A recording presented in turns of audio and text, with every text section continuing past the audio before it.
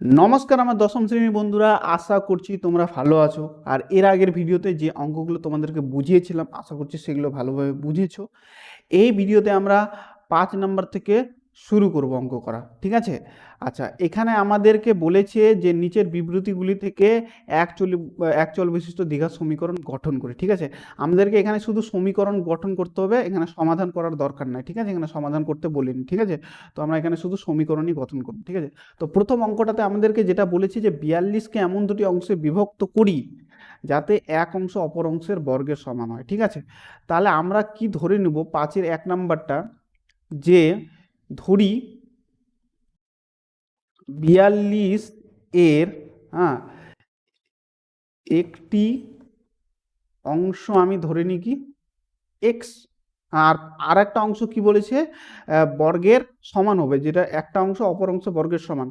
তো এবং এবং অপর অংশটা কি হবে এর বর্গের সমান, এর বর্গ কি হবে এক্স স্কোয়ার। অতএব শর্তানুসারে এই দুটা যোগ করে আমরা পাবো কি, এই দুটাকে যোগ করে আমরা পাবো 42, ঠিক আছে? বা x square plus x minus 42 এদিকে 0। আমাদেরকে এত দূরই করতে হবে, কারণ আমাদেরকে এখানে শুধু সমীকরণ গঠন করতেই বলেছে, আর কিছু করতে বলেনি, ঠিক আছে? 2 নম্বর অঙ্কটাতে আমাদের বলেছে দুটি ক্রমিক ধনাত্মক অযুগ্ম সংখ্যার গুণফল 143। আচ্ছা, দুটা অযুগ্ম বলেছে। অযুগ্ম মানে এখানে হচ্ছে 1, হ্যাঁ, 3, 5, 7, 9, 11 এইগুলো, ঠিক আছে? অযুগ্ম। ক্রমিক মানে পরপর হওয়া উচিত, এটার পর এটা, এটা যেটা ক্রমিক সংখ্যা, ঠিক আছে? তাহলে অযুগ্ম হতে হবে আর ক্রমিক হতে হবে, এমন একটা সংখ্যা আমাদেরকে বের করতে হবে, ঠিক আছে? বুঝতে পারলে তো 2 নম্বরটা। তাহলে তার যে সূত্র হবে সেটা হবে কি 2x-1 আর two two x plus one. ক্রমিক সংখ্যা কেন হবে এটা একটু বুঝিয়ে তোমাদের মাথার মধ্যে প্রশ্ন হতে পারে। দেখো দেখো আমরা এখানে তো এক্স ধরতে পারবো না, ঠিক আছে? কারণ এক্স এর জায়গায় আমরা যা ইচ্ছা বসাতে পারি, ঠিক কি না? তো এক্স তো বসাতে পারবো না, তো এমন একটা সংখ্যা ধরতে হবে যে সবসময় এটা সমাধান কি আসবে অযুগ্মই আসে, ঠিক আছে? এখানে আমাদের 2x ধরা যাবে না, কারণ 2x কে আমরা যদি যে কোনো সংখ্যা দিয়ে গুণ করি সবসময় যুগ্মই আসবে, ঠিক আছে? যেমনি তুমি ধরে নাও আহ আহ, সবসময় যুগ্মই আসবে। তাহলে আমরা যদি কোনো মতো এই যে যুগ্ম সংখ্যা থেকে 1 যোগ করি অথবা বিয়োগ করি অযুগ্ম আসবে, যেমনি 2x-1। তাহলে এটা কি হবে, যদি এর মান 3 ধরে নাও, নিয়ে নিলাম, -1 সমান সমান কত, এটা 6 আর -1 হয়ে যাবে গিয়ে 5, অযুগ্ম আসলো। হ্যাঁ, তুমি আলাদা কিছু করেও দেখতে পারো, যেমনি ধরে নাও 4 দিলাম -1, ঠিক আছে? 8 -1 হচ্ছে গিয়ে 9, এই সরি, এই 7, ঠিক আছে? বুঝতে পারলা? একই রকম ভাবে তার পরবর্তী সংখ্যাটা কি হবে 2x+1। এখানেও তুমি যে কোনো সংখ্যা দাও, আমি এক্স এর জায়গায় 7 দিলাম ধরলাম, ঠিক আছে? +1, 7×2 14, আর 1 যদি যোগ করি তাহলে হলো 15। বুঝা গেল? অযুগ্ম সংখ্যা সবসময় আসবে, ঠিক আছে? তো বুঝতে পারছো ব্যাপারটা? তো আশা করছি বুঝতে পেরেছো। তো আমরা চলো ধরে নিই 2 নম্বর। ধরি দুটি ক্রমিক অযুগ্ম সংখ্যা হলো কি টু 2x-1 এবং 2x+1, ঠিক আছে? এরকম দুটো সংখ্যা ধরে নিলাম। এবার আমাকে বলেছে কি, আমাকে বলেছে এদের গুণফল কত হবে 143 হবে। তাহলে শর্তানুসারে শর্তানুসারে কি 2x-1 into 2x+1 equal to 143, ঠিক আছে? এবার এটা আমরা গুণ করি, যেমনি সাধারণভাবে আমরা যেমনি গুণ করি ওরকম করতে হবে। 4x² plus 2x minus 2x-1 143, বা, ঠিক আছে? আবার এটা থেকে যাবে, আর তো এটা তো বিয়োগ হয়ে যাবে, তো -1 আর -143 সমান সমান হচ্ছে গিয়ে 0। তো বা এর স্কোয়ার, এটা যোগ হয়ে যাবে, তো 144 এখানে 0। আচ্ছা, এখানে 4 কমন নেওয়া যাবে কি? যদি আমরা নিই, তাহলে তাহলে 4টা যদি কমন নিই, এটা এক্স স্কোয়ার হবে মাইনাস 4 দিয়ে যদি এখানে ভাগ করি 144কে, তাহলে 4×3 = 12, 2 নামলো, 4×6 = 24, ঠিক আছে? তাহলে হয়ে যাবে 36 = 0। আর ওটা ওইদিকে পাঠিয়ে দিলে হয়ে যাবে x² - 36 = 0। বুঝতে পারলে? এই সমীকরণটা আমাদের হয়ে গেল। এখানে মান বের করার আমাদের একদমই প্রয়োজন নেই, কারণ আমাদেরকে মান বের করতে বলিনি, ঠিক আছে? এখানে বলেছি দুটি ক্রমিক সংখ্যা, এখানে যুগ্ম অযুগ্ম কিছুই বলে দেয়নি, এখানে আমাদেরকে দুটা ক্রমিক সংখ্যা বলেছে, ঠিক আছে? তো ক্রমিক সংখ্যা মানে এখানে যা ইচ্ছা হতে পারে, ঠিক আছে? যা ইচ্ছা মানে 1, 2, 3, 4, 5, 6, 7, যা ইচ্ছা হতে পারে, ঠিক আছে? এখানে যদি যে কোনো একটা সংখ্যা এক্স ধরি, তাহলে তার পরবর্তী সংখ্যাটা কী হবে? মানে যেমনি এরপরে আর একটা সংখ্যা যদি আসে, এক যোগ করতে হয়, একই রকম পরবর্তী সংখ্যাটা এক যোগ করতে হয়, এরকম পরবর্তী এরকম এক যোগ করে করতে হতো, পরবর্তী সংখ্যাটা কি হবে? x+1 হবে, ঠিক আছে? মানে ক্রমিক সংখ্যা মানে পরবর্তী সংখ্যাকে বলেছে, ঠিক আছে? তো ধরি ধরি দুটি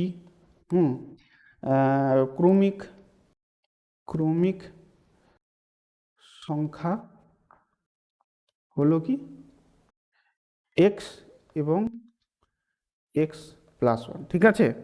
তাহলে শর্তানুসারে কি তাদের কি বলেছে? ক্রমিকদের বর্গের সমষ্টি, তাহলে বর্গ করব, তাহলে x² + x+1 এর হোল স্কোয়ার সমান সমান কত? 313, ঠিক আছে? বা x² +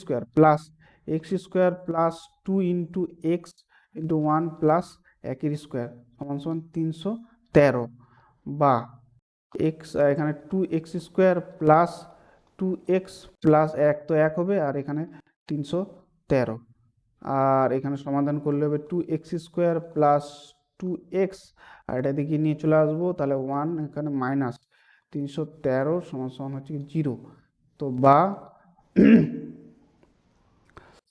2x² + 2x -312, আচ্ছা এখানে কমন যাবে যত সম্ভবত 2, তো 2 কমন নিয়ে নিই এখানে, x² + x মাইনাস 2 এককে 2, 2 5 10, আর 2 6 12, ঠিক আছে? 0। তো অতএব কী হবে? বাইরে x² + x -1560। পরবর্তী 6 নম্বর অঙ্কগুলোতে বলেছে যে বিবৃতিগুলো থেকে একচল বিশিষ্ট দ্বিঘাত সমীকরণ গঠন। ওই একই জিনিস আছে, এখানে একটু ভারী হবে অঙ্কগুলো। প্রথম অঙ্কটা বলেছে যে একটি আয়তক্ষেত্রের কর্ণের দৈর্ঘ্য 15 মিটার, এবং তাদের দৈর্ঘ্য প্রস্থের অপেক্ষা 3 বেশি। দৈর্ঘ্যটা প্রস্থের অপেক্ষা, আমরা এখানে তাহলে প্রস্থটা x ধরে নেবো, ঠিক আছে? আর ওর দৈর্ঘ্যটা হবে 3 বেশি হয়ে যাবে, ঠিক আছে? এই অঙ্কটাতে যেহেতু আমাদের বলেছে যে দৈর্ঘ্যটা প্রস্থের 3 বেশি, তাহলে প্রস্থটা আমরা এখানে x ধরে নেবো এবং দৈর্ঘ্যটা ধরে নেবো x+3, তাহলে এটাও x+3 হবে। একটা জিনিস এখানে খেয়াল করবার, যদি ছবিটা ভালো করে দেখো, তাহলে এটা একটা সমকোণী ত্রিভুজ হলো। তাহলে আমরা এখানে সমকোণী ত্রিভুজের মানে সূত্রটা, যেটা পিথাগোরাসের সূত্র আছে, সেটা দিতে পারবো, ঠিক আছে? তো ধরি আয়তক্ষেত্রটির প্রস্থ কত? প্রস্থ x মিটার, এবং দৈর্ঘ্য হবে কি x+3 মিটার, ঠিক আছে? শর্তানুসারে পিথাগোরাসের সূত্রে আমরা কি জানি? যে লম্ব আর ভূমিকে যদি আমরা স্কোয়ার করি, তাহলে কি পাবো? আমরা অতিভুজ পাবো। এটা আমরা জানি পিথাগোরাস উপপাদ্য থেকে। এবার আমরা সমাধান করব। সমাধান করার জন্য যেটা সূত্র দেওয়ার হয়, ওটা দিতে হবে 2 × x × 3 + 3 স্কোয়ার প্লাস 15 আর 15 গুণ করি, তাহলে 5 5 25, 7 2, 5 1 5 6 7, আর এখানে 15, তাহলে 5 আর এদিকে 12 আর হয়ে যাবে তোমার এখানে 2, তাহলে 225 হয়ে যাবে। ঠিক আছে তো? আচ্ছা বা আচ্ছা এই দুটা একই আছে, তাহলে 2x² হয়ে যাবে, আর 2 3 6x প্লাস 9 আর 225, বা 2x² plus 6x plus 9 minus 225 equal to 0। ঠিক আছে, আর পরবর্তীটা 2x² প্লাস 6x আর মাইনাস যদি বিয়োগ করি তাহলে হয়ে যাবে এটা 10 11 12 13 14 15 6, আর হাতে 1 2 1 আর এখানে 216 হয়ে যাবে 0। ঠিক আছে, এত দূর করলেই হয়ে গেল, আমাদের সমাধান করার প্রয়োজন নেই। এখানে 6-এর 2 নাম্বারটা কি বলেছে দেখো, এক ব্যক্তি 80 টাকায় কয়েক কিগ্রা চিনি ক্রয় করে, যদি ওই টাকায় মানে 80 টাকায় তিনি আরও 4 কিগ্রা চিনি পেতেন, তবে তার কিগ্রা প্রতি চিনির দাম 1 টাকা কম হতো। ঠিক আছে, আচ্ছা এখানে 1 টাকা বলে দিয়েছে, টাকা যেহেতু বলে দিয়েছে আগে থেকে, তো আমরা এখানে দামটা বের করব জিনিসটা। ঠিক আছে, বুঝলে তো ব্যাপারটা? তো চলো অঙ্কটা করা যাক। তো আমরা এখানে ধরে নিব যে তিনি, যে ব্যক্তিটা আছে ওই 80 টাকায় এক কিগ্রা চিনি কিনেছিল। ঠিক আছে, তো আমরা লিখব যে ধরি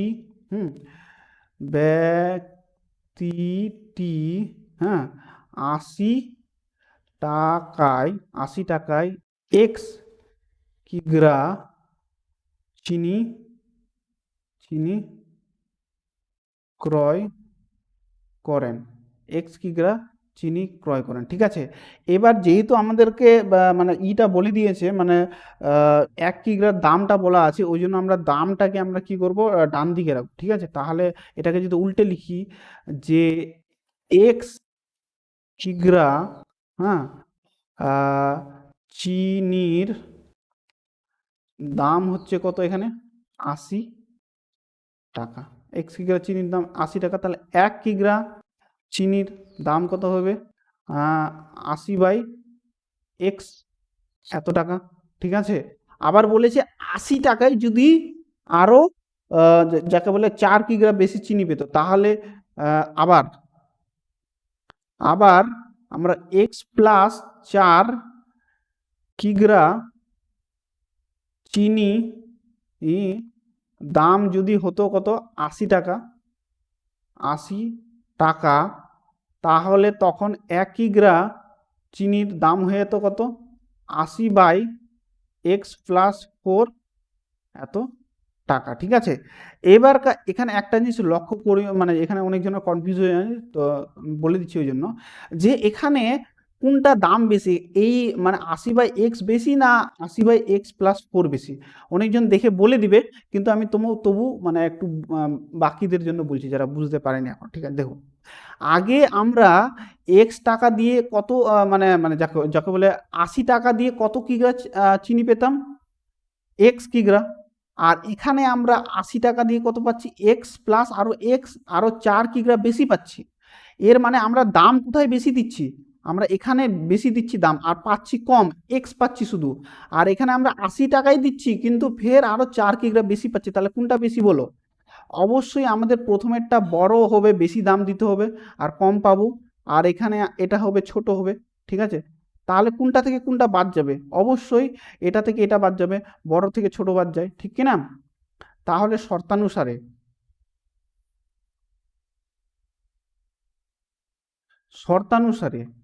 80x মাইনাস 80x+4, আর বলেছে যে এটা মানে কিগ্রা প্রতি দাম। ঠিক আছে, তো এটা যদি হতো তাহলে আমাদের 1 টাকা বেঁচে যেত, এটা যদি হতো তাহলে আমাদের 1 টাকা কি হতো, বেঁচে যেত। তাহলে আমরা যদি এবার এটাকে লসাগু করি, তাহলে 80, আচ্ছা x × x+4 আর +4 মাইনাস 80 × x = 1। ঠিক আছে, বা তাহলে 80x প্লাস 8×4 = 32 আর এখানে 0 মাইনাস 80x, হ্যাঁ, ইকুয়াল টু ডাইরেক্ট গুণ করে দিচ্ছি, হ্যাঁ, এটা x² + 4x হলো, বা তাহলে এটা বুঝতেই পারছো প্লাস মাইনাস আছে কেটে যাবে। ঠিক আছে, আচ্ছা এটাকে যদি উল্টে লিখি তাহলে উল্টে লিখে কি হবে, এরকম হবে, এটা হবে। এবার কি করব আমরা, এটাকে এদিকে নিয়ে চলে আসবো, তাহলে x square plus 4x minus 320 equal to 0। বাস আমাদের সমীকরণ তৈরি হয়ে গেছে, আর এখানে সমাধান আমাদেরকে কিছু করতে হবে না, ঠিক আছে। 3 নম্বর অঙ্কটাতে কি বলেছে যে দুটা স্টেশনের মধ্যে দূরত্ব হচ্ছে গিয়ে 300 কিলোমিটার, একটি ট্রেন প্রথম স্টেশন থেকে সমবেগে দ্বিতীয় স্টেশনে গেল, ঠিক আছে। এবারকার সমবেগে তো ট্রেনে যাওয়া সম্ভবই না, তবু আমরা অঙ্কের খাতিরে এখানে ধরে নিচ্ছি, ঠিক আছে। তো সমবেগে গেল, এবার ট্রেনটির গতিবেগ যদি ঘন্টায় 5 কিমি বেশি হতো, তাহলে ট্রেনটাকে যেতে 2 ঘন্টা কম সময় লাগতো, ঠিক আছে। তাহলে আমরা ট্রেনের গতিবেগ একটা ধরে নেব, হ্যাঁ, আর আমরা সময়টা বের করব, কারণ এখানে আমাদেরকে সময়টা বলা আছে, ঠিক আছে। তো আমরা এখানে ধরে নিব যে ট্রেনটা 1 ঘন্টায় কত এক্স কিলোমিটার যায়, ঠিক আছে। তাহলে ধরি, হ্যাঁ, ট্রেনটির গতি বেগ কত এক্স কিমি পার ঘন্টা, ঠিক আছে। আর এখানে যেহেতু সময় বলা আছে, তো সময়টা আমরা বের করব, ঠিক আছে। তাহলে আমরা কি লিখব যে ট্রেনটি এক্স কিমি যাত্রা করে 1 ঘন্টায়, ঠিক আছে। তাহলে 1 কিমি যাত্রা করবে কত ঘন্টায়, 1/x ঘন্টায়, ঠিক আছে। আর দূরত্বটা কত আমাদের আছে 300 কিমি যাত্রা করে কত 300/x ঘন্টায়, ঠিক আছে। এই হচ্ছে ব্যাপার স্যাপার, ঠিক আছে। এইবার এখানে বলেছি যদি আরও কি গতিবেগটা 5 কিমি মানে 5 কিলোমিটার বেশি হতো, তাহলে যদি ট্রেনটির গতিবেগ 5 কিলোমিটার বেশি হতো, তাহলে কি হতো দেখো, তাহলে তাহলে কি ট্রেনটি x+5 কিমি যাত্রা করে 1 ঘন্টায়, ঠিক আছে, 1 ঘন্টায়। আর 1 কিমি যাত্রা করতো তখনকার কত ঘন্টায়, 1/x+5 ঘন্টায়, ঠিক আছে। আর 300 কিমি যাত্রা করে কত 300/x+5 ঘন্টায়, ঠিক আছে। আশা করছি তোমরা বুঝতে পেরেছো, ঠিক আছে। তো এইবার আমরা কি বলেছে যে এটা যদি যাত্রা করতো তাহলে ওর কত ঘন্টা বেঁচে যেত, ওর 2 ঘন্টা বেঁচে যেত, ওই আগের মতনই, এর আগের অঙ্কটা যেমনি করলাম, হ্যাঁ। তো এখানে বলো কে বড় আছে, এই সময়টা বড় না এই সময়টা বড়, কোনটাতে আমাকে কম সময় লাগছে। অবশ্যই আমাকে প্রথমটাতে কম সময় লাগছে, আগে বেশি সময় লাগতো, ঠিক না। কারণ হচ্ছে আগে শুধু ট্রেনটা এক্স কিলোমিটার যেত 1 ঘন্টায়, আর এখনকার যাচ্ছে কি কত, এখনকার যাচ্ছে তোমার x+5 কিলোমিটার, ঠিক আছে। তাহলে কোনটা থেকে কোনটা, এটা হয়ে যাবে গিয়ে বড়, বেশি সময় লাগতো, এটা হয়ে যাবে ছোট, কম সময়। তাহলে বড়টা থেকে ছোটটা আমরা বিয়োগ করব, তাহলে শর্তানুসারে 300/x minus 300/x+5 equal to ক ঘন্টা বাঁচবে, 2 ঘন্টা আমাদের বেঁচে যাবে। তো আমরা যদি এটা লসাগুটা করি, তাহলে পাবো x×x+5, আর হচ্ছে গিয়ে 300×x+5 মাইনাস 300x, ঠিক আছে। তো তো তাহলে 300x + 5×3 = 15 R 0 0 minus 300x equal to এখানে 2x হয়ে যাবে x+5, ঠিক আছে, 5। আচ্ছা আচ্ছা 300, আচ্ছা এখানে তো 300 আর 300 তো কেটে যাবে, কারণ প্লাস মাইনাস আছে, তাহলে 1500 হয়ে যাবে। আর এখানে 2x² প্লাস 10x হয়ে যাবে। এটাকে যদি আমরা ঘুরিয়ে লিখি তাহলে হয়ে যাবে 2x² প্লাস 10x সমান 1500, ঠিক আছে। আর পুরো সমীকরণটা হবে গিয়ে 2x² প্লাস 10x মাইনাস 1500 আর এখানে 0, ঠিক আছে। আচ্ছা আমরা এখানে 2 কমন নিয়ে নিই, ঠিক আছে। 2 কমন নিলে হবে x square plus 5x minus 2 সাতে 14 আর 5 0 আর এখানে 0, ঠিক আছে। আর অতএব হবে x square plus 5x minus 750 equal to 0। এই হচ্ছে আমাদের সমীকরণ। আশা করছি তোমরা বুঝতে পেরেছো, ঠিক আছে। তাহলে এই ভিডিওটা এত দূরই থাক, ঠিক আছে। আর ভিডিওটাকে বেশি বড় করছি না, ঠিক আছে।